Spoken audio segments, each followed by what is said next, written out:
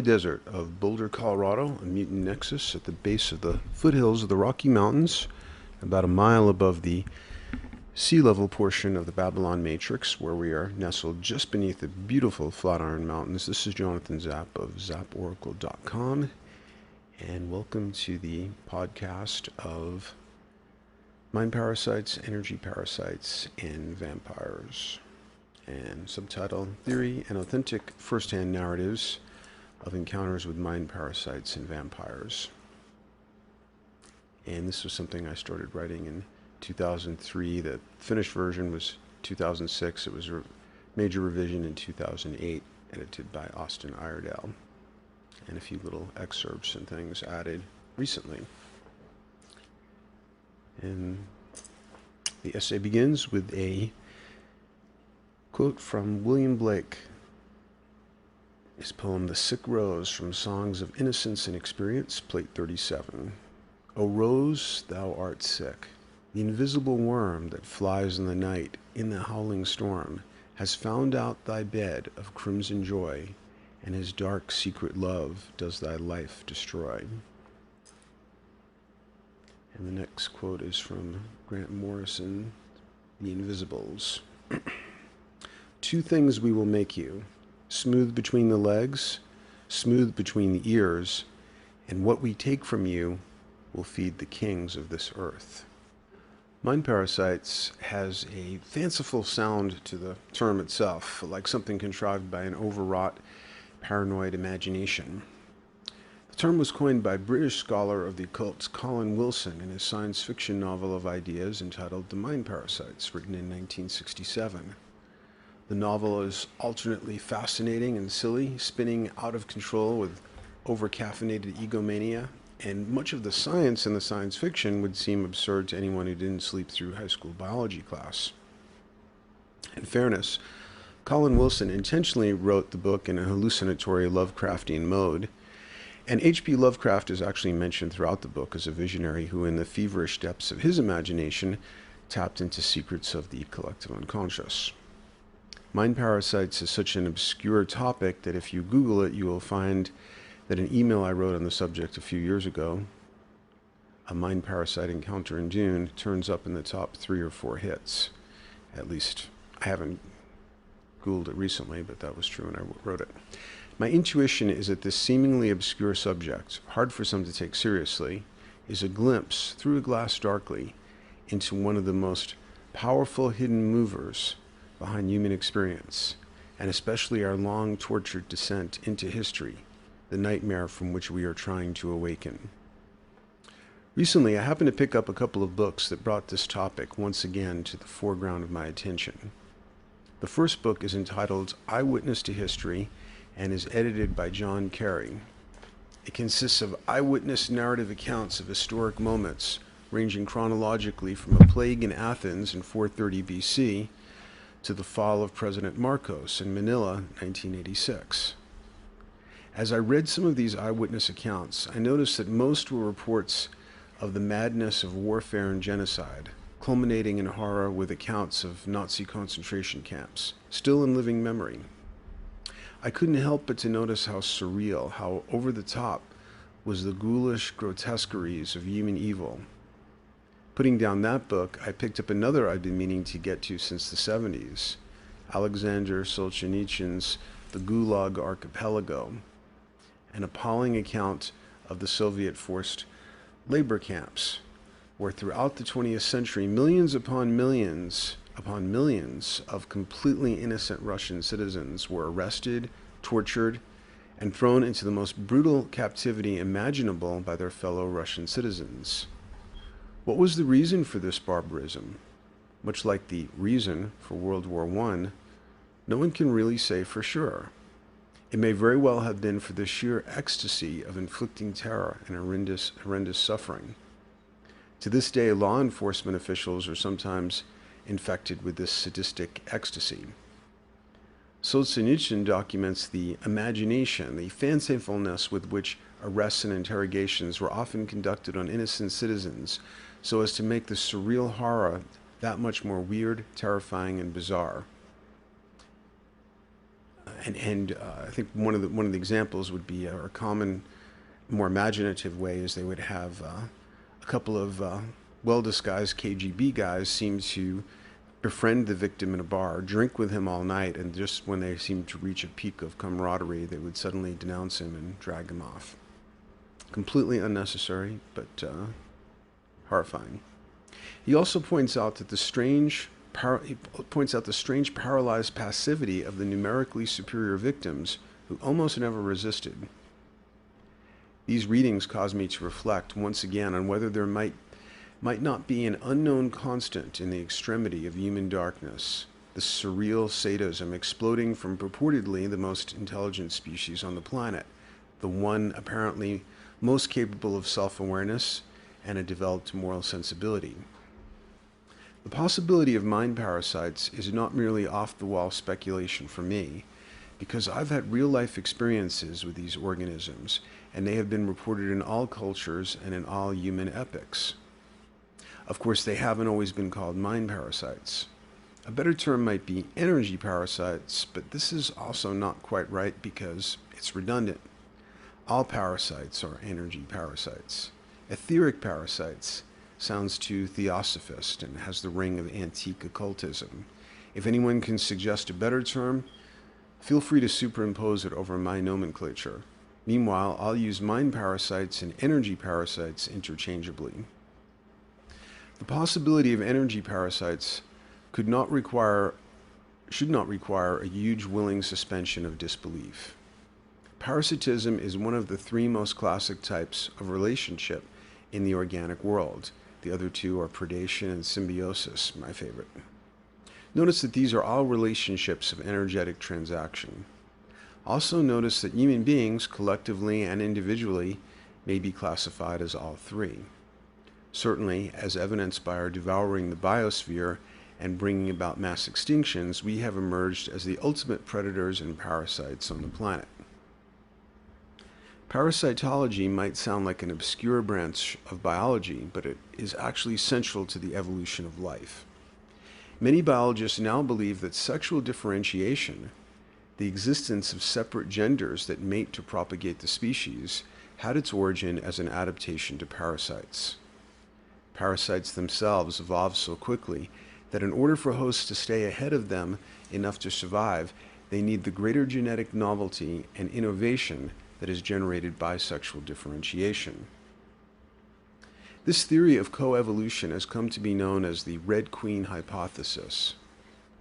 C.M. Lively, a biologist at the University of Indiana, writes, "On the top of the hill, the Red Queen begins to run, faster and faster. Alice runs after the Red Queen, but is further perplexed to find that neither one seems to be moving. When they stop running, they're in exactly the same place. Alice remarks on this, to which the Red Queen responds, 'Now here, you see, it takes all the running you can do to keep in the same place.' And so it may be with coevolution. Evolutionary change may be required to stay in the same place. Cessation of change may result in extinction." You can read more mind-boggling information about parasites in a recent book entitled Parasite Rex by Carl Zimmer. By one of those strange twists of fate, my dad was a parasitologist for the U.S. Army during much of World War II. In Parasite Rex, examples are given of how much more sophisticated, evolved, and sinister parasites are than is generally known. Parasites have the ability, in some cases, to take over the will of a seemingly much more evolved animal. For example, there is a parasite that attacks a certain type of crab and eats up all non-essential soft tissue inside of it, but leaves the basics that allow locomotion, key muscles, the optic nerves, etc. It is then able to take over this partly hollowed out crab and use it almost like, this is of course just a metaphor, an Imperial lieutenant in Star Wars manipulating an Imperial walker. Rabies is caused by a parasite, and it produces a particular sort of madness that will cause an infected mammal, even a human being, to want to bite or otherwise cause bloodshed with other mammals, thereby opening an avenue of transmission for the parasite. So parasites are known to create zombies out of host organisms. So here's an example. This is reported in The Scientist. That's an online magazine. Imagine a person walking his dog on a leash, only in place of the dog, substitute a cockroach. And holding the leash, picture a wasp. The female parasitoid jewel wasp doesn't actually paralyze its cockroach victim, but impairs the roach's ability to initiate movement of its own accord. And this is after a wrestling match, followed by the wasp stinging it in a very precise way. This allows the wasp to grab the cockroach by an antenna and guide it back to her nest, where she lays an egg on the cockroach and seals them both inside the nest. But it actually begins with the jewel wasp stings the cockroach twice, first in the thorax to temporarily paralyze the roach's front legs, and then in the head, where the wasp injects its venom in a specific area of the brain. Now that's pretty precise because cockroach brains are notoriously pretty small to begin with. This impairs the roach's ability to initiate movement. So after it does that, well, we mentioned that it brings it back to the nest, where she lays an egg on the cockroach and seals the egg and the cockroach inside the nest. 2 days later, the wasp larva hatches, drills a small hole in the bug's upper leg, and begins feeding on the cockroach. After a few days, it drills a larger hole at the base of the cockroach's leg and moves inside the abdomen, where it feeds on its host's internal organs until it pupates and emerges a month later as an adult. The poor zombified cockroach is sort of a living larder. It gets walled up with the egg that then hatches and slowly consumes the cockroach. We know from biology that wherever we find life, we find these classic relationships of parasitism, predation, and symbiosis. Not too long ago, not much more than 300 years, our species was completely clueless about the microbiological realm. It was not until 1674 that a Danish shopkeeper, some describe him as a janitor, developed the first microscope capable of resolving protozoa. Surgeons would, and of course that was A.V. Leeuwenhoek, surgeons would wash their hands after surgery, but not before. Imagine if anyone had claimed that there were these incredibly tiny animals, too small to be seen, that were major players in human destiny. Imagine if they claimed that there wasn't just one kind, but a whole cryptozoology of millions of strange species, fantastically varied, of both plant and animal. Imagine if they further claimed that our bodies were actually made up of a cooperative colony of 100 trillion such animals. Well, maybe it's more like 60 trillion.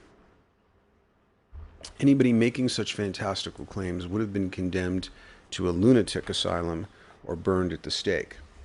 Presently, in the West, we have a blind spot in our awareness as huge as the species-wide blind spot we had for most of our existence about the microbiological realm. Unlike Chinese medicine, Ayurveda, and what would be common knowledge to any tribal shaman, we are blind to organisms that exist on the energetic plane. Dr. Samuel Sagan is a medical doctor who has researched this view and written a book entitled Entities, Parasites of the Body of Energy. And you could read my review of this book. It's called Energy Parasites, the Sagan View. It's on the website.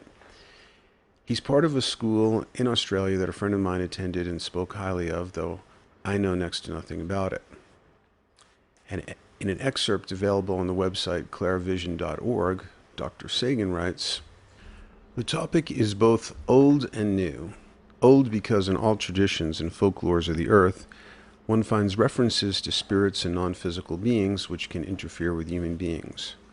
Thus Ayurveda, the traditional medicine of India, is divided into 8 sections, one of which is entirely devoted to the study of bhutas, or entities, their influence on health and sanity, and the ways one can get rid of them.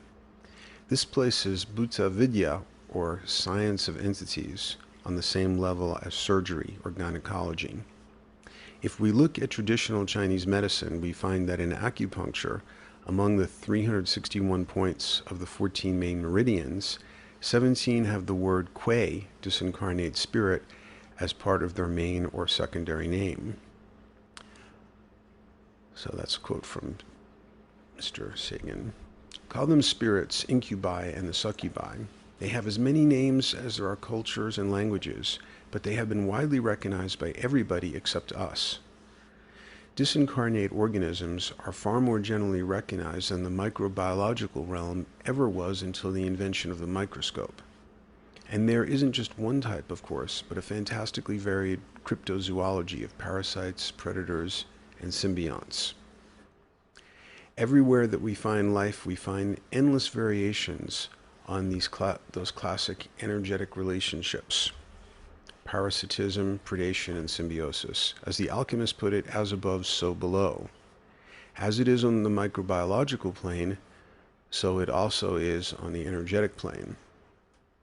If there are organisms on the energetic plane, we should expect to find many highly evolved species of parasites. And what every parasite is looking for is a host with a rich deposit of energy, like warm-blooded mammals, which attract female mosquitoes that will use them to fertilize their eggs and complete their life cycle. What is the richest deposit of organic energy that we know of? This would have to be human psychic energy / sexual chi, the energy that dominates this planet. What types of human beings have the richest deposit of this energy? Adolescents, particularly male adolescents, have the greatest overabundance of sexual chi, and highly creative visionary types are thought to have the strongest psychic charge. Though the evidence is entirely anecdotal, these also seem to be the types most likely to experience mind parasite attacks. From my work with dream interpretation, and as someone known to be a student of paranormal phenomena, I have listened to dreams and strange occurrences from people of all ages. A consistent trend is that it is usually adolescents or adults recalling an adolescent episode who tell me of the classic nighttime parasitic attacks. These attacks tend to be highly stereotyped and entirely lacking, as far as I can tell, in psychological content. Should we discard all this human testimony because Western science is so far unable to satisfactorily explain it? We should always be wary when any area of human testimony is automatically discarded by a ruling collective. How many generations, how many millennia was the testimony of child abuse rejected by the collective? Adolescents are the age segment of the population that generate the strongest excess of sexual chi, and are also the group most associated with parapsychological phenomenon. Poltergeist activity, for example, is usually associated, that should be phenomena. Poltergeist activity, for example, is usually associated with adolescents undergoing puberty in a household in which there is strong sexual repression. F. Scott Fitzgerald, in his first novel, This Side of Paradise, written when he was barely out of adolescence himself, wrote that people were attracted to the young because they were giving off calories of innocence, as he put it. Calories, as I'm sure you know, are a unit of energy, of heat. When someone is attractive, we say they are hot. An interesting correlation I've noticed is that those most likely to report energetic attacks also tend to be especially good looking. It is as if their dream body or energy body has an attractiveness that parallels their physical body. And for more hidden aspects of appearance and body image disorders, see The Glorified Body, Metamorphosis of the Body, and the Crisis Phase of Human Evolution. And that's a document on the site, also a podcast. One could conjecture that these especially attractive individuals are more likely to experience attacks because of sexual attention or erotic fantasies generated by people whom they have attracted. Could autoerotic fantasies, highly energetically charged events culminating in orgasm, get loose and somehow be experienced by their target person during the boundary dissolution and heightened telepathy of dreaming? In her book on projection, Jung's brilliant colleague Marie-Louise von Franz points out that in traditional cultures, projection, like the curse of the evil eye, was depicted as an arrow or missile going out from the projector to the target person and penetrating their energetic field. Any woman who has gotten the creeps while being cruised by sexually predatory men knows that this is not merely a metaphor. The effect of these sorts of sexually charged projections may also explain some of the madness of celebrities who become the targets of colossal amounts of projection. Although I have no way of confirming or disproving this possibility, we do know from quantum mechanics that even on the subatomic plane, to observe a thing is to change a thing. So the highly charged sexual projections and autoerotic fantasies directed toward a person can be reasonably supposed to have an effect on them.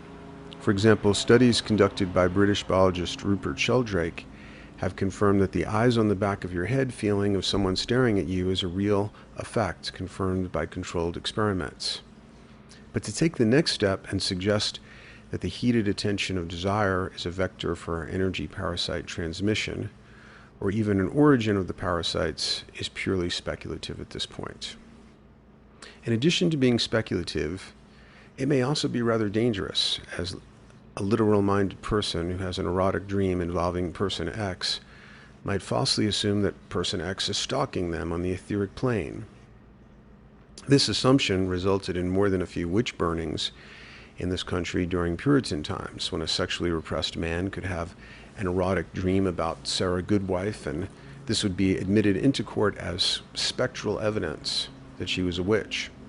Some of my fellow Jungians would also say that what I am calling mind parasites would be better described as autonomous complexes of the collective unconscious. I would have to respectfully disagree with them, at least in many cases, because if these were autonomous complexes of the collective unconscious, I would expect to see their occurrence embedded with more psychological content and associated mythological motifs, and usually this is not the case. By the way, if you hear some background noise, hopefully you won't be too distracted by that. This is definitely not a sound studio. At the end of this essay on mind parasites, I will offer some more speculations on the origin of mind parasites and the etiology of parasitic attack.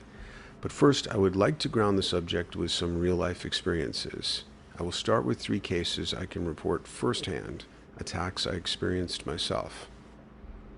Case history number 1, vision in the high desert. About 7 years ago, I was camping with friends near Taos, New Mexico. We had spent the previous night in a cave and had planned to heighten our experience of the high desert during the daylight hours with a spirit medicine of the sort associated with dampness in the subterranean. Going for the heroic dose of what turned out to be especially potent medicine, I quickly realized that hiking the high desert in a social context was not where the ally wanted to take me, which was back to my tent and what Terence McKenna recommends with such medicines, silent darkness. As soon as I shut my eyes, I was aware of an alternate dimension that was vivid, complex, high resolution, fully realized, and alive. I seemed to be looking into organic chambers that my intuition told me were organs of my body. One I felt certain was my heart, but seen on some plane of alchemical energy. The heart was a chamber with portal-like valves, and everything was woven of infinitely detailed filaments of living energy. Colors seemed to reveal secrets of the function of different structures. The heart was revealed as a complex nexus, an alchemical transformer of cosmic energies, not merely a fluid pump. But suddenly there was a change as definite as the click of a switch being thrown. I felt that some malign force had become aware of my forbidden seeing. A breach in the inner eye was detected, and an immunological response, a sharply aimed attack, was launched at me. This attack successfully disrupted the forbidden seeing, but also provided another form of forbidden seeing, a revealed instance of mind parasites at work. What I experienced was an attack that occurred with a definite periodicity. About every 6th heartbeat or so, a highly charged thought form projectile, like a red diamond bullet, penetrated my psyche, and with explosive intensity, it generated expanding concentric ripples of fear and disturbance. The languaging part of my mind registered this projectile with a contracted word phrase, cancer killer, cancer killer, cancer killer. Accompanying the linguistic aspect would be a terrible image, a chicken lying at the bottom of cellar stairs with its throat cut, illuminated by a single hanging light bulb, an emaciated concentration camp victim lying passively while being slid into an oven, etc. These horrifying images overpowered the forbidden alchemical view of bodily organs. Since this attack, I've often wondered if certain other anxiety attacks weren't generated more subliminally by the stinging injections of fear energy coming from mind parasites. A constant theme of the scanty literature about energy parasites is that they live off the energy of intense negative emotions and dark sexual desires. They have also been associated with, see clairvision.org, cravings for certain foods, especially sugary or sweet foods. It seems as if mind parasites can feed off the red color temperature of hypercaloric metabolism, excess emotionality, and sexual excitement. They may not be able to feed off the bluer energy of the hypometabolic diet, what in Ayurveda would be called the Sattvic diet, which emphasizes small portions, live foods, and carbohydrates with a low glycemic index. They're especially unable to feed off the bluer color temperature of heightened consciousness in a state of emotional equanimity. Case history number 2, encounter with a vampire. I'm going to put in as much detail as I can recall of this strange encounter, excluding any details that might reveal the vampire's identity. Each time I've reflected on the experience, I see new connections in some of the details, and I want to give the reader a chance to make their own connections, to connect the dots themselves. I first met my young friend Nicholas, a pseudonym, and yes, I still consider him a friend, when he was 17 or 18 years old while I was doing I Ching readings for people in a public place. The encounter related here would have occurred 2 years later, and Nicholas would have been 19 or 20. In retrospect, Nicholas looks remarkably like an Anne Rice vampire. He was exceptionally good looking in an androgynous way, and everyone commented on this. More than anyone I've ever met in person, Nicholas looked like a living Japanimation or anime character. He had enormous eyes, very high cheekbones, straight hair, dyed various colors, and a very small nose and mouth. A serious martial arts student, he trained constantly and was thin with very high muscle definition. His metabolism was so high that he ate enough for 4 people, but had a body fat below 5%. This was a big problem for him because he had been abandoned by both parents, was always broke, and whatever money he did have had to go to the huge quantities of food he had to eat. Also, much like an Anne Rice vampire, Nicholas was keenly intelligent and with an impressive array of talents. He had educated himself in a surprising number of areas for someone so young, and was well informed about the occult, Eastern philosophy, and psychology. And although he apparently came out of a horrible trailer trash type background, he was mannered, eloquent in speech, graceful in movement, and exotic in appearance. Some people instinctively mistrusted him, but to me he was unfailingly honest, thoughtful, and considerate. Of course, I have no doubt that he presented me with his very best side because he valued me as a mentor. Still, I want to acknowledge that his conduct toward me was exemplary, and he was, strange as it sounds, a completely innocent participant, as far as I've been able to tell, in the vampiric attack I experienced. This will become clearer later in the narrative. On the evening of the encounter, I hadn't spent time with Nicholas for at least a year, with the exception of once bumping into him and his girlfriend, Jessica, a pseudonym, at a local health food store. This was because I had been traveling and hadn't been in the part of the country where they lived for over a year. After I returned from my travels, I ran into Jessica sitting at a table in a coffee shop. Also exotically beautiful and racially unidentifiable, Jessica was a couple of years younger than Nicholas. Although her appearance hadn't changed much, she seemed completely different than when I had seen her over a year ago. A year before, she was someone with whom I would never have expected to have a conversation. She was extremely shy, or at least so inwardly shut up inside of herself that I never saw her relate to anyone except in the most perfunctory way besides Nicholas. Once she had complimented my artwork, but otherwise we scarcely exchanged a complete sentence, even though I saw her almost every day. And this was because of the proximity of where they were living, where I was living, and so forth. And it wasn't just me. In the past, there had been this powerful keep-away aura surrounding her like a force field. But then on seeing her at the coffee shop, I noticed an amazing change. She made strong, friendly eye contact, greeted me like an old friend, and she seemed completely relaxed, open, and eager to talk. I was astonished. I've almost never seen such an extraordinary change in someone in a year's time. In fact, when I first met her, I thought she might be like the borderline personality type, which is not something you expect to see change in someone. We had a great heart-to-heart talk, and 2 or 3 more such conversations would take place over the next couple of weeks.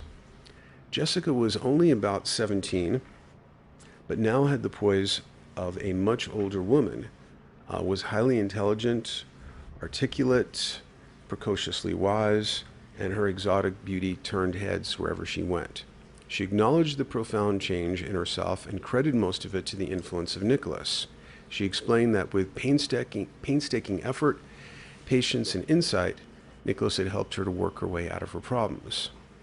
On the evening of the encounter, as part of a revelation of his own life story, Nicholas told me that Jessica had been brought up in a cult, and from the earliest age had been subjected to constant sexual abuse, had been raised to be a Kama Sutra trained sex slave. When I first met Jessica, I felt she was a borderline personality type. I guess I mentioned it here, a person with a fragmented center who seemed likely to remain that way. Given her horrendous past, this wasn't surprising, but the improvement in her was little short of astounding. Much of our conversation that day in the coffee shop was about her relationship with Nicholas. They had been together for 3 or 4 years, which at their age was practically a lifetime.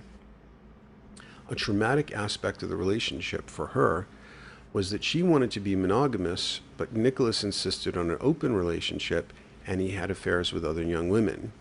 He was never dishonest about this, and he did everything that he could to ease her discomfort, and always related to her as his principal lover, but nevertheless it was traumatic for her. In the last conversation I had with Jessica, she mentioned that some guy she had known in the past, who had been abroad, had returned to town and was madly in love with her. She was apparently considering having an affair with him, since she had always been the monogamous partner in this open relationship. A few days later, it was a freezing cold night, and I was hanging out in my RV when Nicholas called me on my cell phone. Although I had had several heart-to-heart talks with Jessica recently, I still hadn't spent any time with Nicholas outside of the 5-minute run-in at the health food store. Jessica told me several times that she wanted me to spend time with Nicholas because it had helped him so much in the past, but we had conflicting schedules, and it hadn't happened yet. Nicholas told me on the cell phone that he desperately needed to talk to me that evening, that Jessica was leaving him for this new guy and was going to live with him in another country. He was close by, and I told him to come right over. Soon Nicholas was sitting across from me in the back of my 18-foot RV, drinking yerba mate. Outside, the wind was howling, and it was one of the coldest nights of the year. The lighting in the RV was rather dim. It had been a gray, overcast day, and my solar panel hadn't fully charged the deep cycle batteries. With the propane furnace running, which uses an electric fan, electricity was low, and I lit a couple of candles for more light. Nicholas looked quite stressed compared to how he looked just a couple of weeks before. His complexion was what Anne Rice would have called preternaturally pale, and he was thinner, his face looking drawn, and his elfin Japanimation features seemed ready to morph into Edvard Munch's The Scream. Naturally, the first thing we talked about was his relationship with Jessica. He reiterated some of the things that she had said about his successful efforts to help her, and told me about her abusive past. Although he had always insisted on an open relationship, and even though he knew it was hypocritical, now that the shoe was on the other foot, he felt terrible. She was spending the night with this guy right now. He might have been able to work through that, but now that she was suddenly leaving him to live with this guy in another country, He had come to view Jessica as family, and her leaving him now was a traumatic return to the feelings of abandonment he experienced with his parents. We talked about this for some time. I gave him the best advice I could, and we did a couple of I Ching readings on the subject. After the readings, Nicholas told me that he was ready to change the subject, that he had spent the whole day talking to his closest friends about this traumatic breakup, and he felt talked out on the subject. Nicholas's change of subject was rather unexpected and abrupt.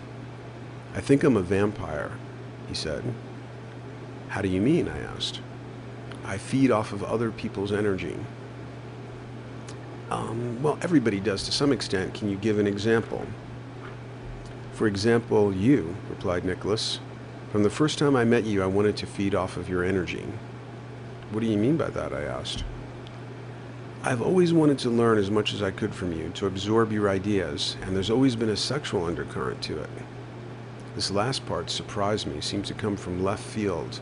Otherwise, his explanation didn't sound particularly vampiric. I assumed he had the hunger of a narcissistic personality type, always wanting more attention, which was very understandable considering how unparented he had been. This may sound too obvious to be stated, but it's always a good idea to pay attention when someone tells you they are a vampire or evil. Many years before, someone warned me that they were evil, but I was too young and too busy being sympathetic to realize that I was getting a very serious warning from someone who was indeed evil, but had a subordinate part of himself that possessed enough love for me to give me a heads up. This evil mutant even told me about the exact moment in his life at age 16 when he experienced what he called the death of his soul. Foolishly, I ignored the warning, and this resulted in a vampiric energetic attack with lasting consequences, among an array of other dark consequences. But this is an even more bizarre story that might take hundreds of pages to unravel. And if that wasn't enough of a prior lesson, when I was 10 years old, I survived a still more dangerous and bizarre, nearly fatal parapsychological attack that resulted in a dog mauling and hundreds of stitches. And that's described in a document on the site called A Mutant Convergence. The point is, I should have known better. I had been there before, been bitten before. A classic pitfall is that if you have survived weird darkness, you may develop a fatal vanity that you know what you're doing, or that lightning won't strike twice, an especially foolish notion if your last name is Zapp. It may be true that most evil entities and vampires don't tell you what they are. They're often too busy being deceptive, the devil that hath power to assume a pleasing shape, and you have to be able to see through the guise, the enticing aura of glamour, beauty, and power. But a surprising number of vampires and evil types will tell you what they are, often just once, like a subtly placed calling card, and you'd better pay attention. Often people make the mistake of thinking, this person's just a punk trying to show off. If they were really evil, vampiric, etc., they wouldn't admit it. But many times they are both showing off and they are evil or vampiric. And don't forget that narcissistic punks can be evil or vampiric too. Another dangerous delusion is that if you are what I call a mutant, see glossary of my terms on the front page of my site, a self-transforming round peg off the accepted scale of normality, then other mutants must be your allies. As a mutant myself, I have had the blessing and privilege to be a magnet for other mutants, but I've sometimes forgotten that mutants are not just dangerous to the collective, they can also sometimes be dangerous to other mutants. This is especially true if you underestimate them or are glamorized by their charisma into overlooking their shadow. In Nicholas's case, he was not showing off, was not a punk except sometimes in style of dress, and was not toying with me, not playing the game of leaving the calling card hidden in plain view. He was seeking help for an actual condition. Unfortunately, I was busy being sympathetic rather than empathic, and absorbing what he was telling me psychologically rather than bioenergetically. We passed over the vampire part, and I failed to notice the significance that the life story he then narrated well into the night had begun with that one stark statement, "I think I'm a vampire." The revelation came and went too quickly, and I failed to recognize its continued relevance to the life story that followed. But in just a few more hours, I would be taking it very seriously indeed. Nicholas told me that he had no memory of the first 4 years of his life. It was a complete blank. He was pretty sure this was because his father, who later abandoned him, had abused him. There wasn't a trace of incest survivor self-pity or victim glamour, and his hunch seemed plausible. A classic symptom of the abuse, which he noticed about himself, was that he had been extremely promiscuous with members of both genders from a very early age. There was a great deal of violence in his childhood. His mother went through a series of abusive boyfriends who were also abusive to him. As a young child, he witnessed a brutal murder right inside his trailer home. His mother abandoned him at an early age, and he had to make it on his own as a street kid in a big city. Much of this was a surprise to me, because even though I knew Nicholas was separated from his parents, he had a rather polished manner, was so intelligent and well-educated, and was always stylishly groomed and dressed in surreal costumes of various sorts, from gothic to futuristic punk to fantasy Renaissance fair attire. Presently, he seemed more elf-like than vampiric. He was wearing some sort of elaborate laced leather jerkin, a finely made Renaissance fair item that looked like what Orlando Bloom wore as Legolas in the Tolkien films. He did not seem like someone from a violent trailer trash background, though I vaguely remembered then that he might have told me some of this a year before, but it never quite gelled in my mind because the detail was left out and it was so incongruous with the Nicholas I knew.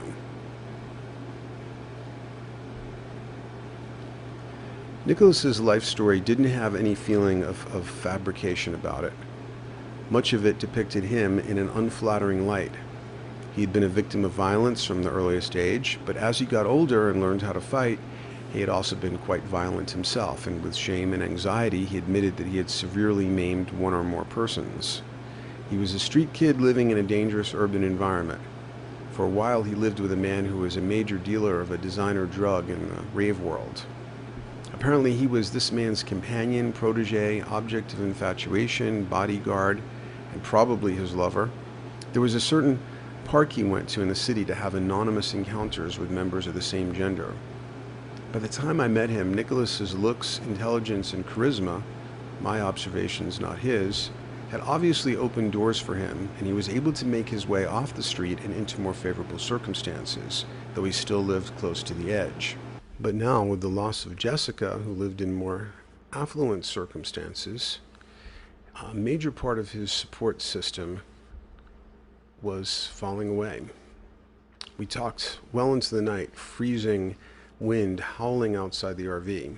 Sometimes the gusts were strong enough to cause the fiberglass coach to roll slightly on its suspension, like a ship at sea. At some point, much earlier in the evening, Nicholas realized that he had missed the last bus to the town where he had a place to stay. He was used to staying in this town with Jessica, but obviously that wasn't happening tonight. He asked if he could crash in my RV. Of course I said yes. My sleeping loft easily slept 3, 2 with plenty of room to spare, and he didn't seem to have any other option.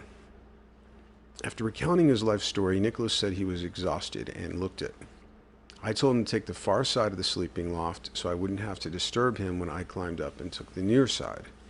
He lay down on the loft and seemed to instantly fall asleep. I followed some time later. Usually I need less sleep than most people, and I'm also a very, very light sleeper. This may be the result of years of training myself to wake up and recall my dreams. Often I have 100% recall, so I feel it's a good trade-off, even though it is often a hardship for someone who travels as much as I do. I also tend to be hypersensitive to human energies, and it's almost impossible, for example, for me to fall asleep or remain asleep in a dwelling where everyone else is awake, or anyone else is awake. So I knew it would be tough for me to fall asleep so near to someone else's energy fields, and I wanted to make sure Nicholas was sound asleep before I even tried. When I did go up on the loft, I took the extreme near side so as to have as much personal space as possible. After I lay there for some minutes waiting for sleep, Nicholas rolled over in such a way that 3 different parts of his body, his forehead, knees, and toes, were slightly touching my body as he lay in a fetal position. I didn't want to wake him, so I just lay there, and eventually I fell asleep. Sometime in the middle of the night, an inner survival warning system jolted me wide awake in an instant. I'm not sure how to describe what followed because so many things happened at once, but of course they can't be explained all at once. Describing one thing after another would seem to imply a chronological sequence, but the first several things were all apparent in the first heartbeat or two of awakeness. They were more like a simultaneous overlay of perceptions and realizations rather than a sequential cascade. Please keep this in mind as I relate the following. I was awakened by one of the most shocking and intense things I have ever felt in a long life of shocking, anomalous experiences. A massive energy transfer was happening. Primal life energy, chi, was pouring out of me and into Nicholas's sleeping body, which was still lightly touching mine. I found myself paralyzed, and this paralysis seemed a more active, energetic version of ordinary sleep paralysis. I felt myself restrained with lashings of fiery energy, much the way Gulliver in Gulliver's Travels awoke to find that the tiny Lilliputians had restrained him with lashings of rope over his whole body. There was a parasitic entity in the sleeping loft, hovering just below the roof, near our feet. It was like a dark lenticular cloud or vortex with a somewhat double convex lens shape, similar to the way a spiral galaxy looks from a great distance. My visual perception of it was not definite.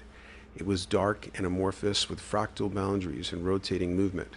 I felt it energetically, a direct perception of it, and there may or may not have been an overlay of conventional anatomical eyesight. I knew that this parasite was living in conjunction with Nicholas and was directing the massive energy transfer while he slept. I felt that if this energy transfer were to continue for even 3 or 4 more heartbeats, I couldn't be sure if I would even be me anymore, if there would be anything left capable of resisting. Now again, this is how it felt. I'm not saying that that was actually the case.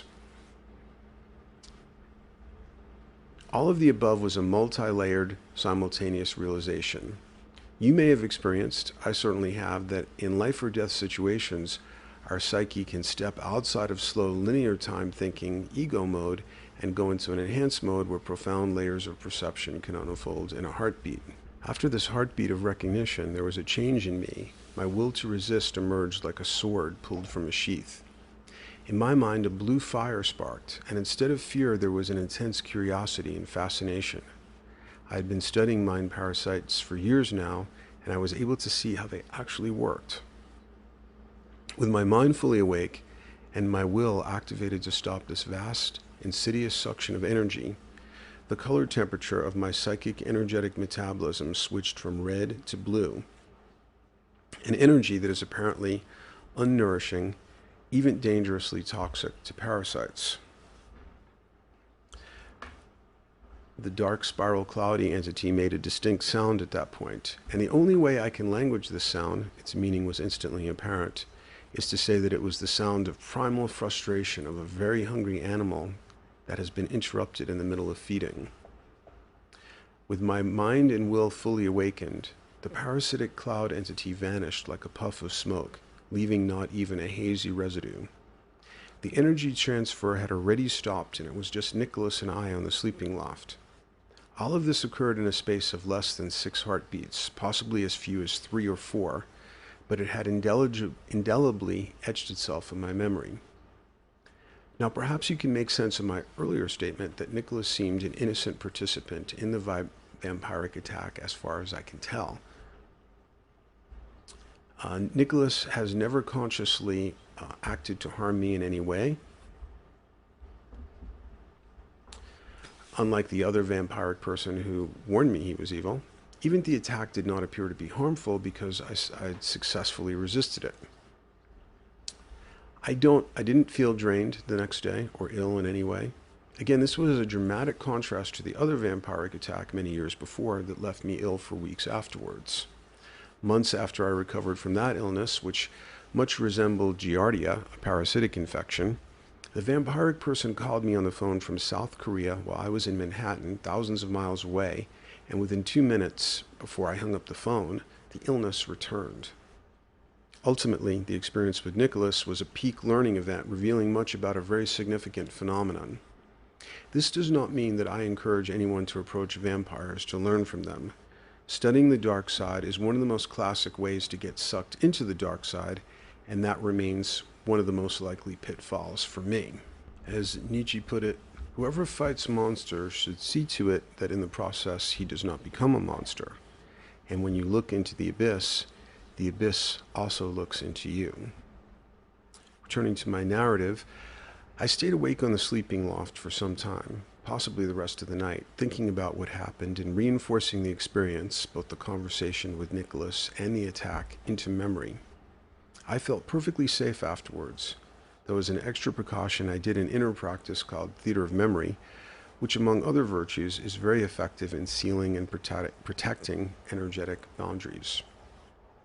The following morning I told Nicholas what I had experienced, and he seemed interested but not the least surprised. He reminded me that he had told me the night before that he was a vampire, that he fed off of other people's energy, and that he had always been attracted to mine. I could hardly accuse him of pulling the wool over my eyes. My tone was not accusatory or asking for apology, but one of fascination with what I had learned. We parted on good terms, though I have not seen Nicholas or Jessica ever since then. There are many interesting details to this case study to comment on. The first that comes to mind is the paradoxical complexity of Nicholas as symbiont host to a vampiric parasite, and the many positive, even exemplary things about him. Anne Rice's vampires have much the same uneasy mixture of the admirable and the horrific. Nicholas had clearly had an astoundingly positive effect on Jessica, though he also suggested that his vampiric nature may have been unsatisfying to her erotically, and may be what caused her to seek fulfillment with another lover. As an extremely attractive young male, Nicholas was a classic candidate for parasitic attack and infection.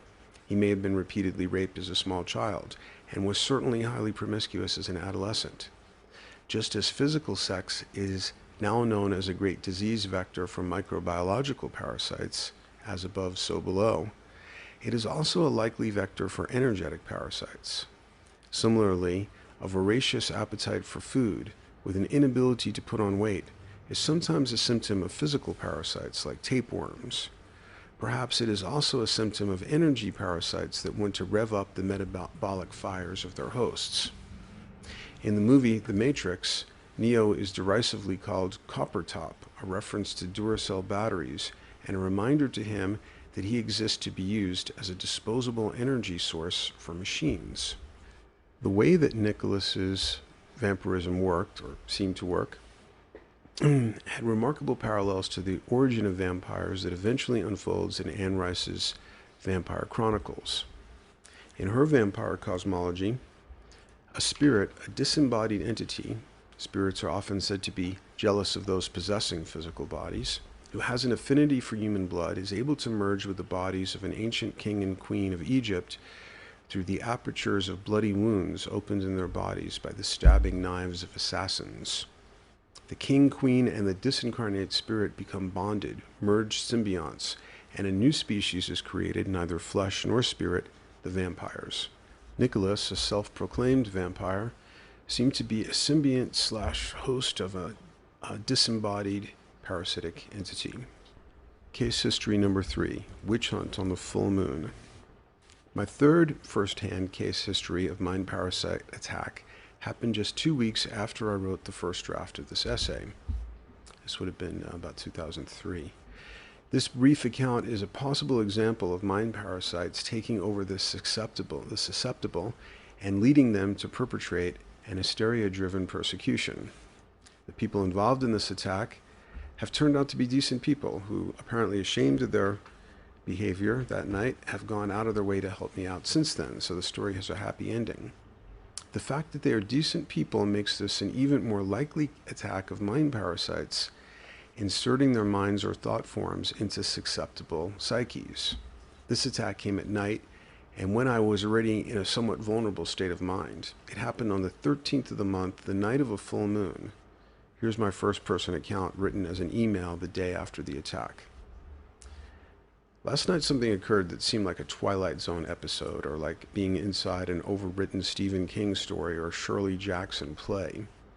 I'm sending this out because I think this incident has a general meaning with some implications for many of us. Yesterday, I returned to my campsite very late in the afternoon after spending most of the day in Ione, that's Ione, Washington. In the 2 or 3 days preceding, I had very pleasant experiences at this campground. I met a middle-aged couple that invited me to dinner and breakfast. I relocated to a better tent site at the edge of the campground, away from where there were families with noisy small children. And the couple relocated for the same reason, taking the spot right across from me. The next morning, shortly after I left for Ione, they packed up and left. And when I returned, a family with noisy kids and a boombox had replaced them. I sat quietly reading at my site. As dark started to fall, this is the 13th, which was also the full moon, a second couple, an obese woman in her late teens, early 20s, and a beanpole guy with a crew cut came up to the new family across from me, and I overheard bizarre sound bites of some dire warning being given, something about a psychopathic guy staring at all the children, writing weird symbols in his own excrement on the bathroom walls. The weirdly tomboyish matriarch of the new family said, "I've got knives and a hitchet," pronouncing hitchet as though it were rhymes with ketchup. Then the obese beanpole couple said, "Just give a holler if you need us." And the matriarch replied, "You better stay on his side of the road."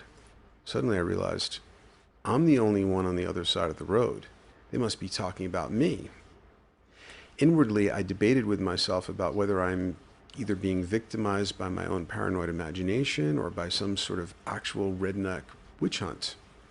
Some anxious minutes passed by while I tried but was unable to resolve this or to think of any appropriate action.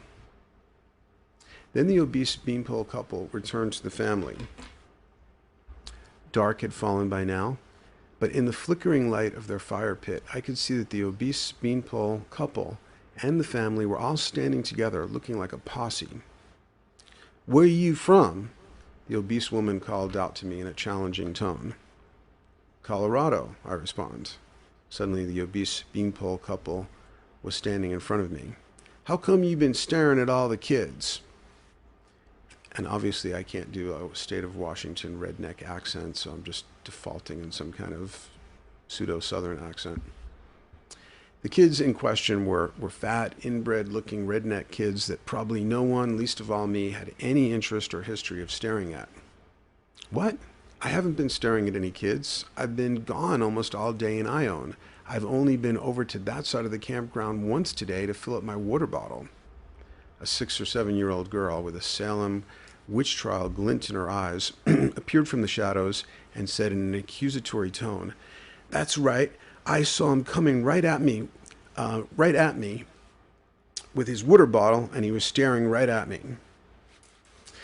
Next, the obese woman claimed that she was the host of the campground. I later found out this was a complete lie, and said, "And somebody had been making weird symbols on the bathroom walls with their own excrement."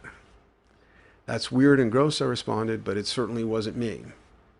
Later I recalled that there were a few random streaks of mud on the bathroom walls, which to the serial killer movie, TV news, "If it bleeds, it leads," adult imagination of an IQ-challenged amateur detective can only mean one thing, which of course was an evil serial killer making satanic symbols with his own excrement.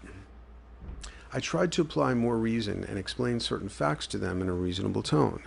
Violent crime in this country has gone down by about 30% in the last 10 years, but the reportage of such crimes in the same period has increased 600%, so that kids are so frightened of strangers that a random glance feels like a potential abduction, etc. To this, the obese/beanpole couple seemed a bit swayed, but the weirdly tomboyish matriarch had a violently negative response to my reasonable approach, which might have been too intellectual for her.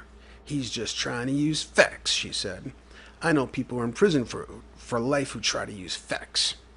She spit out the word facts as if it were a vile obscenity. And I know this might seem a little over the top, but this is what happened, and I'm quoting the dialogue accurately.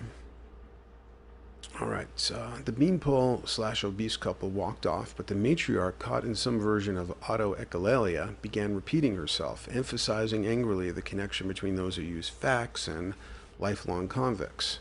When this tape ran out, she took to a more hostile loop. "If he tries to touch any of my kids, I'll put this hitchet right through his heart," she said, holding some said implement in her left hand. This tape repeated itself at length. In fact, I heard it as I was in my tent trying to fall asleep, realizing that any more facts would just rile them up more, but also not about to pack up and leave in the middle of the night, a sure admission in their eyes that I was a serial killer. I had to spend my full moon 13th in a kind of horror story setting. There is, I believe, a more general meaning to this bizarre incident. What I realized is that if you are what I call a mutant, again, check the glossary of Zap terms on the front page of the site, an unusual person that doesn't fit the mold, you are likely, and of course that's an oversimplification of what a mutant is, you're likely going to be the target of some very polarized projections. In the right social venue, someplace where there is a concentration of fellow conscious mutants, I often get great recognition and positive attention from people. But over a lifetime, I have found that when dealing with square peg types, their unconscious immediately registers you as a mutant, even if you are, as I am now, middle-aged, with short hair, white skin, clean-shaven, and normally dressed.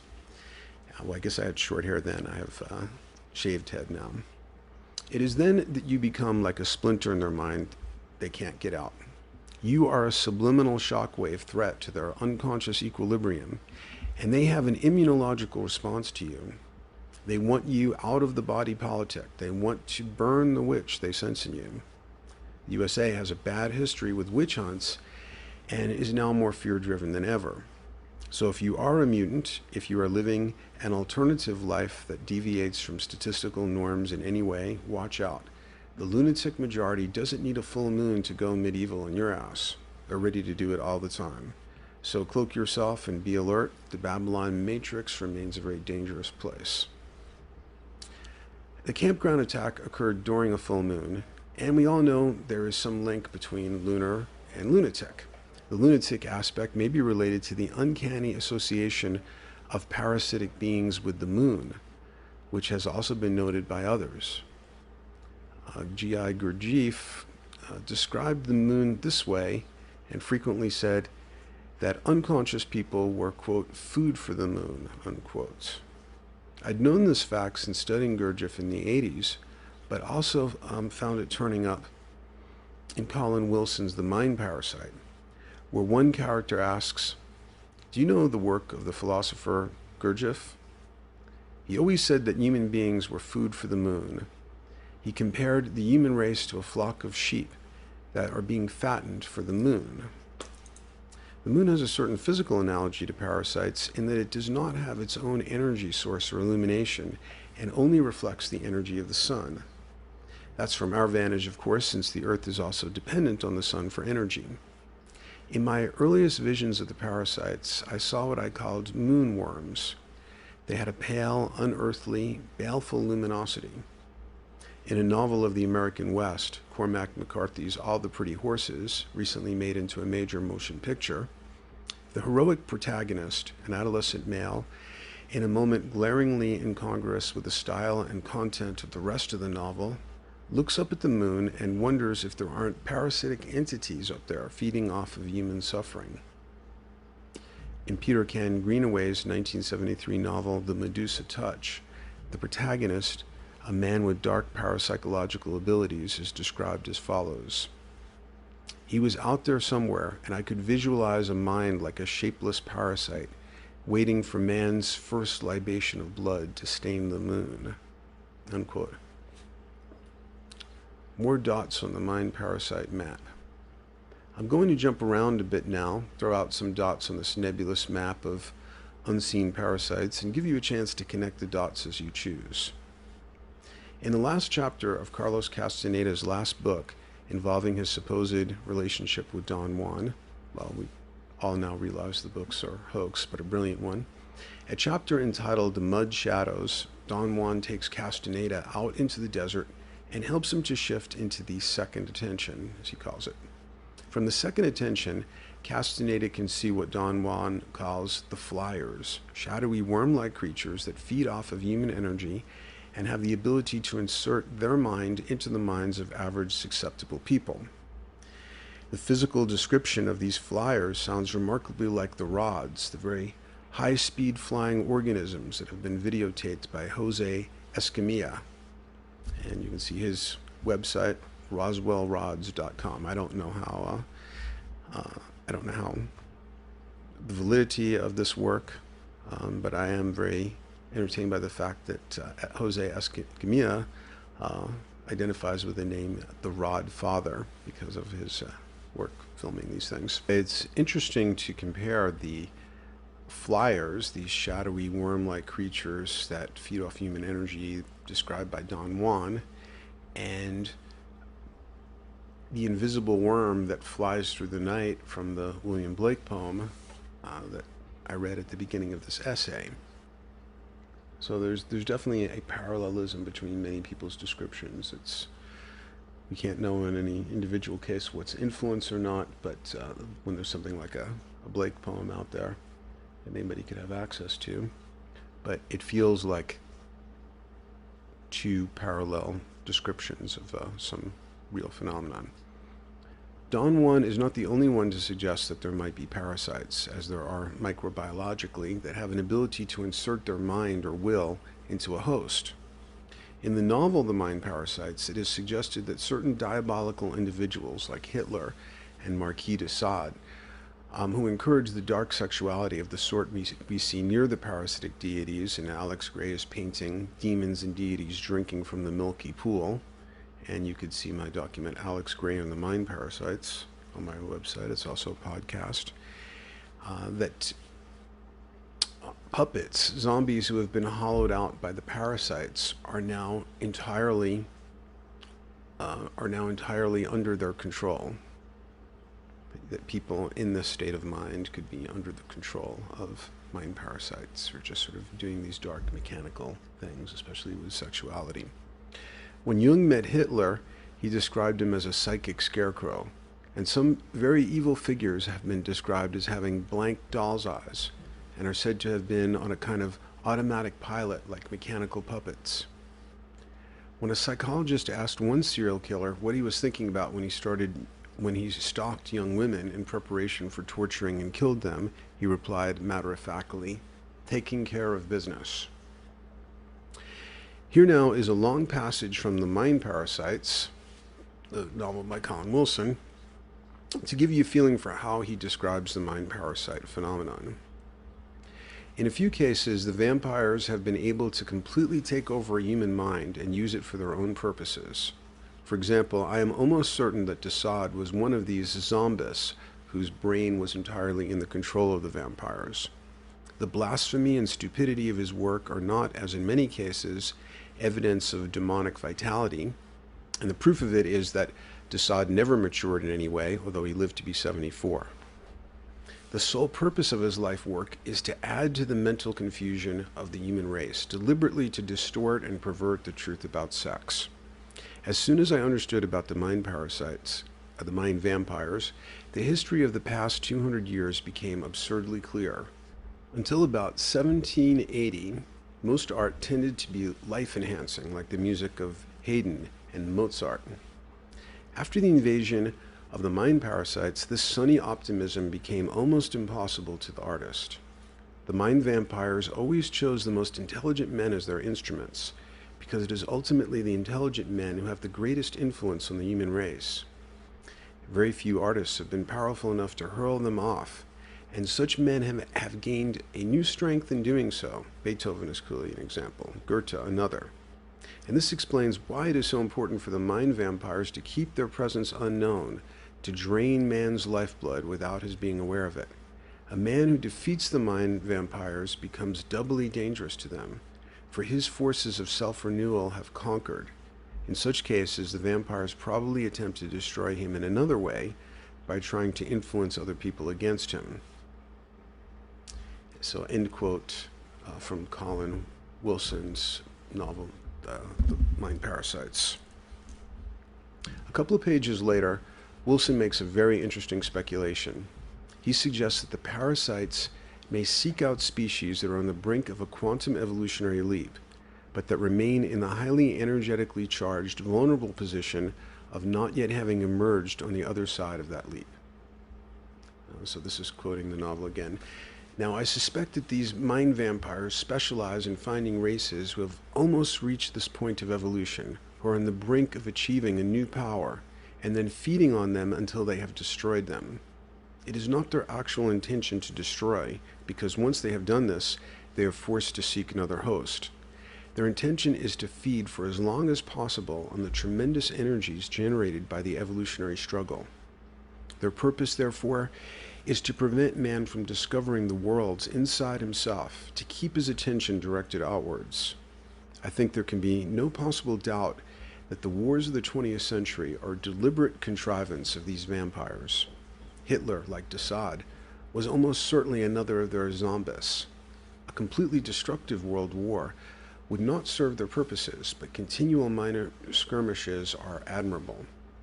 A few paragraphs later, so that's the end of that quote. A few paragraphs later, Wilson states the intuition I had long before I read The Mind Parasites, that the parasites, seen from a sufficiently encompassing evolutionary vantage, are revealed to be symbionts in that they challenge an evolving host to become far more conscious in order to shake off the threat. Frank Herbert, in his fourth Dune novel, God Emperor of Dune, seems to have had a similar idea.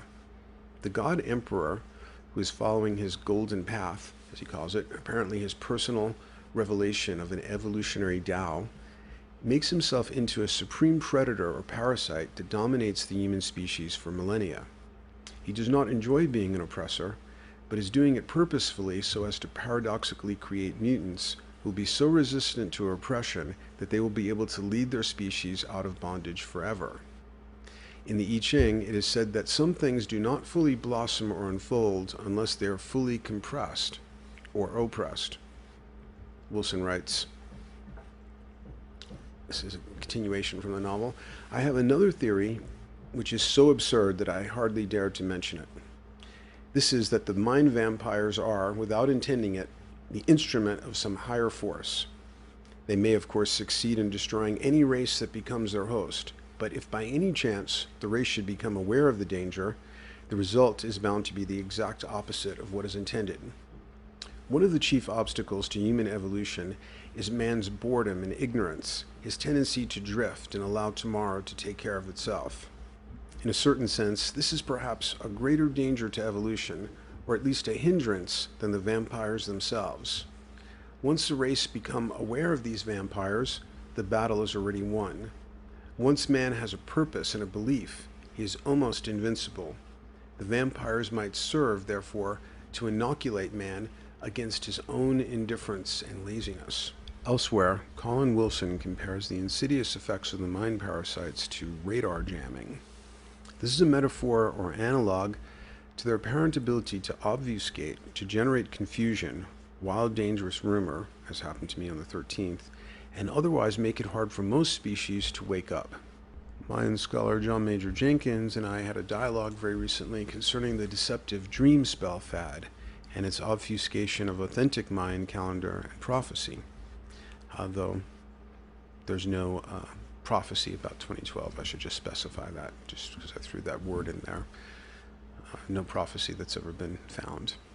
And you can see a dialogue on Dreamspell or go to my document and podcast, Carnival 2012, a psychological study of the 2012 phenomenon. Everyone has noticed that when a creative cultural trend tries to get started, anytime a new scene, a new bohemia tries to get going, corrupt commercializers rush in to produce a degraded counterfeit version that sucks all the life out of it. If a new visionary band appeared on the music scene, they would probably be found advertising disposable Burger King cups by the end of the month.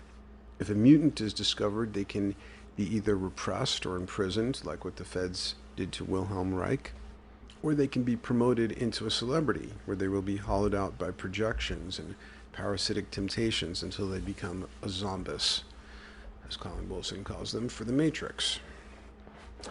Potential mutants may be exactly the ones taken over by the mind parasite, as Colin Wilson suggests. The school shooters, particularly the Columbine kids, Eric Harris and Dylan Klebold, are all male adolescents, usually good looking. John Lee Malvo seems to be another one. Their terrifying actions seem very intelligently and precisely directed so as to create the richest harvest of fear and negative emotion in the collective. We have said very little so far about the possible etiology or origin of the mind parasites. One intriguing theory of origin is presented by Dr. Samuel Sagan. We talked about him earlier. His website is clearvision.org. According to this theory, at the time of human death, there are denser, darker fragments of consciousness that remain behind after the spirit departs the body. Dr. Sagan believes that many traditional funeral practices, especially those involving cremation, were originally designed to destroy these fragments. These lingering, incomplete fragments of consciousness do not have their own direct connection to pranic or life energy, but must parasitically attach themselves to those that do. This seems similar to the Buddha's concept of the hungry ghost. The Sanskrit word for this type of entity is prita. A Buddhist glossary defines the term prita in Sanskrit: a hungry spirit, a human being who experiences intense suffering of hunger, thirst, heat, and cold. Wikipedia gives a multicultural reference to prita. A hungry ghost is a kind of ghost with hunger common to many religions, says Wikipedia. In Judeo-Christian theology, for example, the Book of Enoch, an apocryphal book of the Bible whose complete version has only recently been discovered as part of the Dead Sea Scrolls, describes the fall of the Watchers and the demons who might be the fallen angels, the Watchers themselves, or the offspring of the union of the Watchers and mankind. These creatures are said to wander the world in the form of evil spirits, endlessly yearning for blood, though they have no mouths to eat, endlessly thirsty, though they cannot drink. Endlessly seeking these things from the living, the evil spirits seek to possess weak-willed men and women, to dispossess their spirits, and to take over their bodies so as to partake of food and drink. On the positive side, in Judaic tradition, the good but obviously thirsty spirit of Elijah, the prophet, visits every Jewish house during Passover to sample the wine. At every Passover Seder, a Jewish family will put out an extra glass of wine meant to satisfy Elijah. And again, this is a quote from the Sagan book. Here's another one. In the Roman religion, hungry ghosts of a family's ancestors figured in the festival of Lemuria. It was the duty of the paterfamilias to appease the larvae of his ancestors with an offering of beans. The Balkan tradition of the vampire is another malevolent sort of undead revenant, a corpse, supernaturally animated, which seeks to feed on the blood of the living. And another quote, in Hindu tradition, much as described in the Book of Enoch, hungry ghosts are spirit beings driven by the passionate objects of their desire. Very detailed information about ghosts is given in Garuda Purana. The same understanding has Buddhism, where hungry ghosts, pretas, have their own realm in the Wheel of Life and are depicted as teardrop-shaped with bloated stomachs and necks too thin to pass foods such that attempting to eat is also incredibly painful. This is a metaphor for people futilely attempting to fulfill their illusory physical desires. And next quote, hungry ghosts also appear in Chinese ancestor worship. Some Chinese people believe that the ghosts of their ancestors return to their houses at a certain time of year, hungry and ready to eat. A festival is held to honor the hungry ancestor ghosts, and food and drink is put out to satisfy their needs. When Buddhism entered China, it encountered stiff opposition from the Confucian adherents to ancestor worship. Under these pressures, ancestor worship was combined with the Hindu-Buddhist concept of the hungry ghost. Eventually, the Hungry Ghost Festival became an important part of Chinese Buddhist life. In Japanese Buddhism, two such creatures exist, the Gaki and the Shikinki. Can't be sure about the pronunciation. Gaki are the spirits of jealous or greedy people who, as punishment for their mortal vices, have been cursed with an insatiable hunger for a particular substance or object. Traditionally, this is something repugnant or humiliating, such as human corpses or feces, though in more recent legends it may be virtually anything, no matter how bizarre. Jikinki, man-eating ghosts, are the spirits of greedy, selfish, or impious individuals who are cursed after death to seek out and eat human corpses. They do this at night, scavenging for newly dead bodies and food offerings left for the dead. They sometimes also loot the corpses they eat for valuables, which they use to bribe local officials to leave them in peace.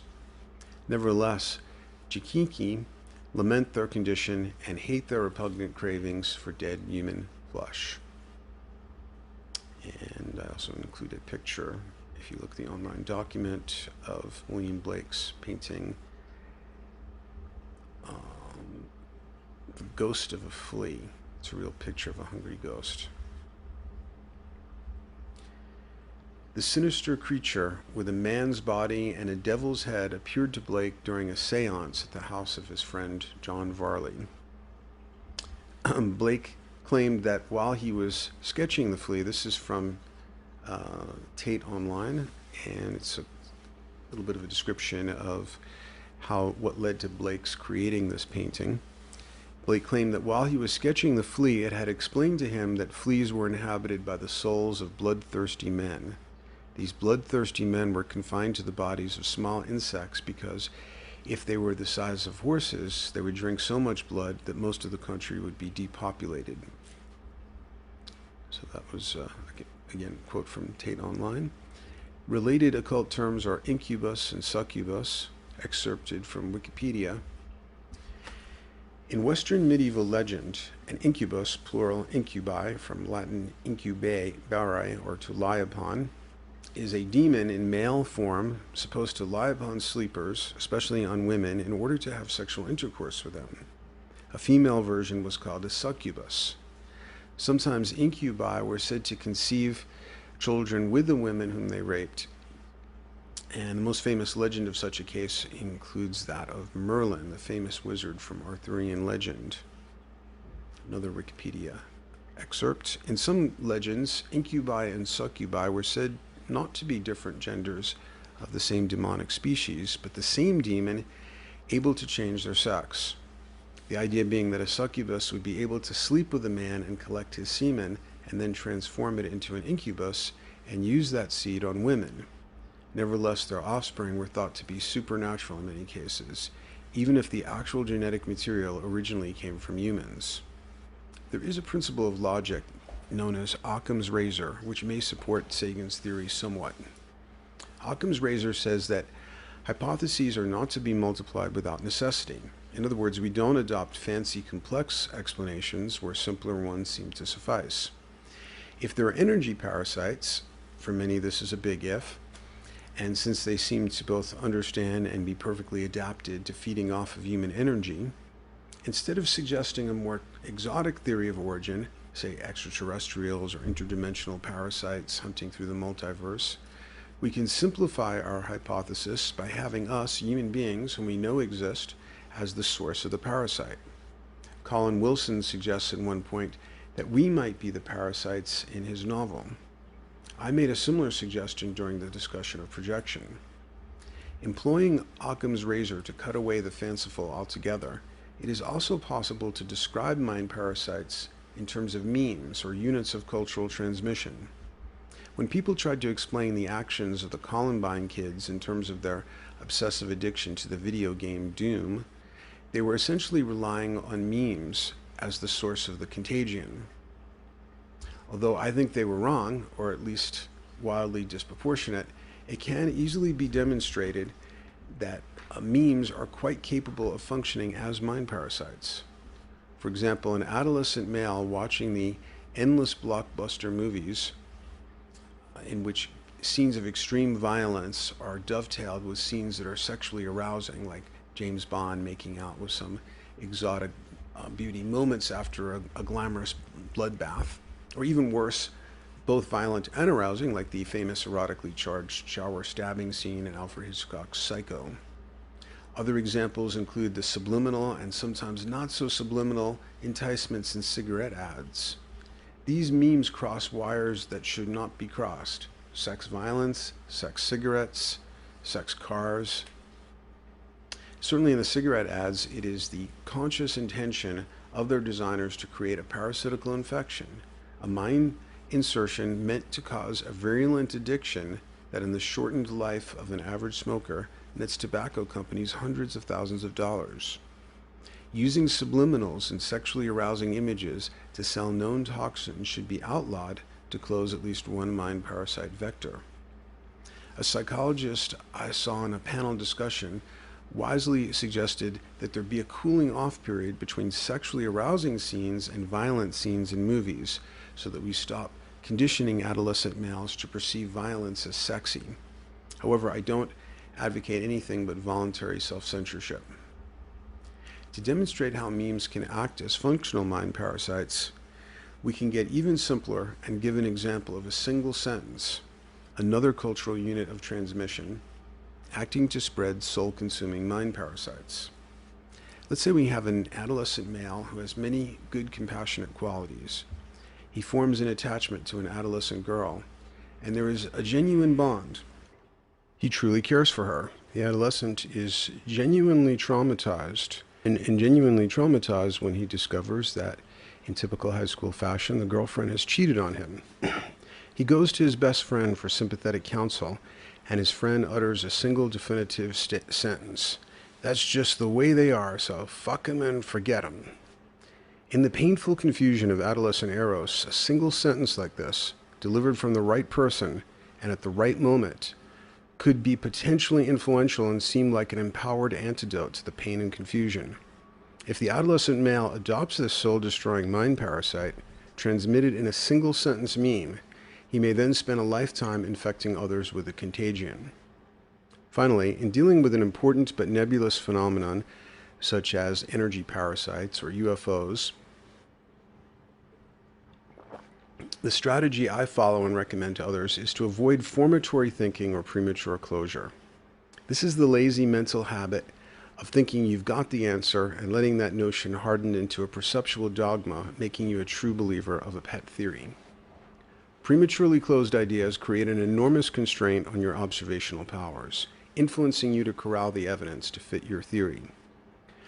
I regard my thoughts about mind parasites to be speculative, and I will be thrilled to find an explanation for what I have observed that turns my thinking on its head with some new insight. So I'm not dogmatic about any of this. Dealing with a mind parasite attack. And I wish I had more to say about this. I'm not a therapist, more of a theorist of mind parasites. And so I'm often contacted by people and wish I had more detail for them, though I've heard recently about somebody. Well, I'll get into that in a moment. If you feel under attack, one possible remedy is to try a mostly raw foods diet. Eliminating all stimulants, intoxicants, and outsized portions from your diet can also be beneficial. If that dietary shift is too extreme, at the very least eliminate alcohol, refined carbohydrates, coffee, meat, fried food, and overly processed food. Shift your metabolism and the feeding will likely stop. I also recommend using the techniques for dealing with negative thoughts and emotions described in my Guide to the Perplexed Interdimensional Traveler. That's a document, also a podcast, and just look for the section called Dealing with Afflictive Thoughts and Feelings. Check back, as this document will be updated as I learn more about this phenomenon. Unfortunately, the podcast might not. We'll have to compare the dates, I guess. My most thorough treatment of the subject is the free 8-hour streaming audio Mind Parasite Matrix. For more discussion of mind parasites and the dynamic evolutionary context in which they are happening, see the 2 DVD set, now available free in the media section, I did with John Jenkins, produced by Lost Arts Media. It's a little bit of a dialogue there. And that was called Dialogues on Prophecy and the End of Time and Looking Toward the Event Horizon.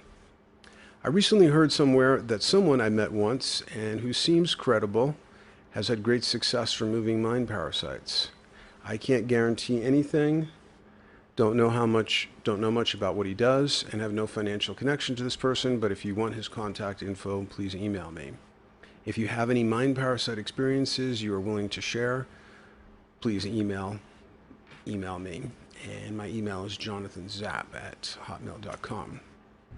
I'd also like to recommend a book that I think has a lot to say about all this, called Dispelling Wetiko, if I'm pronouncing it right, Wetiko, subtitled Breaking the Curse of Evil. It's by Paul Levy, and I read a couple of excellent articles Paul wrote regarding this on Reality Sandwich. I then immediately ordered the book and got a email and a note back from him that I've been reading my work for years, and that he mentioned me on page 332. And so it seems like we're seeing a lot of parallel stuff, and I look forward to reading the rest of the book. I have a hunch it's what I've read so far has been amazing. So I expect I'll be wanting to recommend it even more when I finish. And last is an excerpt from Parallel Journeys. But actually, let me right now take care of some other documents that are on my site that are related. I'll just quickly point them out to you. You'll find links to them at the end of this document. Alex Gray and the Mind Parasites. Energy Sappers is another one. Mind Parasites, the Sagan View. The Siren Call of Hungry Ghosts we haven't talked about, but it involves British paranormal researcher Joe Fisher. Had some very strange experiences when he decided to investigate the channeling phenomenon.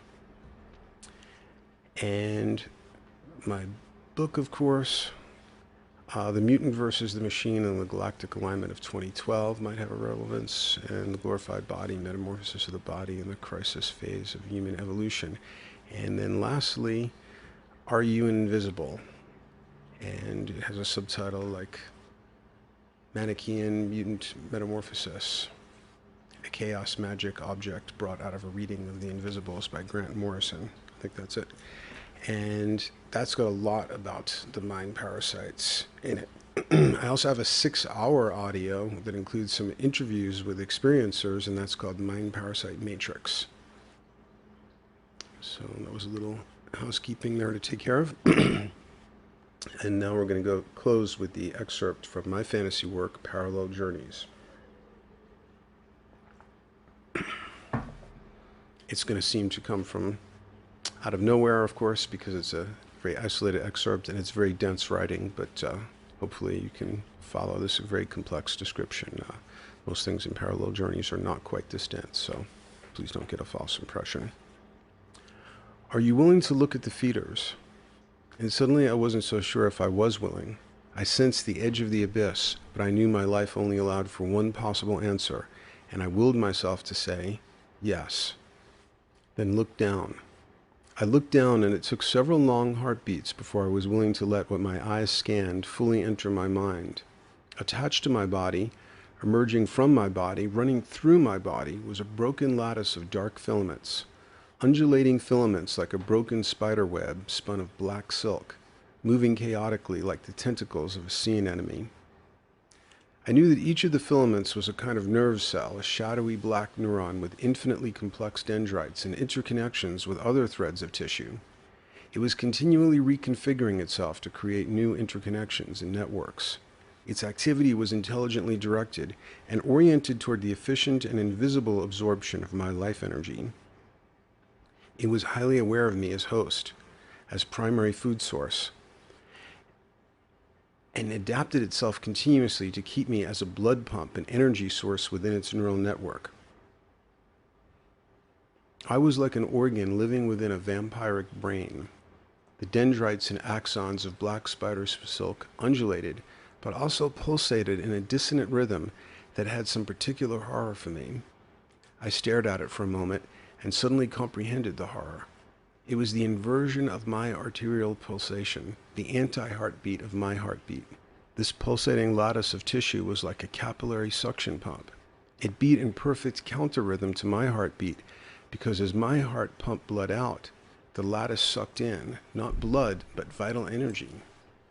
The rhythm and counter-rhythm were so perfectly aligned that it was not clear if I was merely tissue, an organ inside of its body, or if it was a parasitic tissue that surrounded my own body.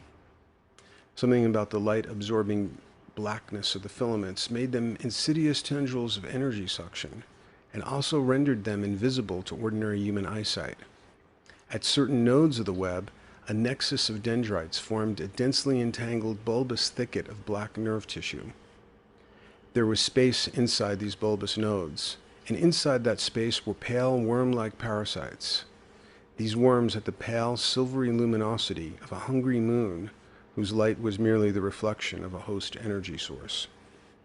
These moonworms were part of a complex and delicately counterbalanced parasitic ecosystem, an ecosystem for which I was the food source. The equilibrium of this ecosystem had been shocked, even shattered by my displacement to this realm. This was why the web of parasitic life undulated in an agitated, chaotic state. It was a broken lattice. Its outer edges were loose filaments of spindly neurons whose dendrites had been yanked off. Only dismembered axons remained, waving in amputated torment as they sought to be reconnected to the larger web, the planetary matrix of tissue to which they had been so densely interconnected before I entered the portal. I had been displaced to a green realm, a realm which was not infected with this vast network of parasitic tissue. All that I saw was the broken remnant of the web that had closely surrounded my body and somehow survived crossing over. This was but the smallest part of the mind parasite matrix that had always harvested my energy, its perpetual suction, a hidden, insidious taxation of my every pulse of life energy. But now it lay before me, shocked and vulnerable, and weird as it sounds, I almost felt pity for it. It was torn asunder from its planetary matrix and unsure of itself, chaotically trying to reconfigure so as to cocoon around me and tighten its embrace of its only remaining host. And I probably should have emphasized before I read that excerpt that this is a fantasy novel, and this is just one possible vision of the mind parasites. It's not meant to be definitive in any way, shape, or form. Well, thank you so much for listening. I know that was kind of long and dense, and this is Jonathan Zapp of zapporacle.com signing off.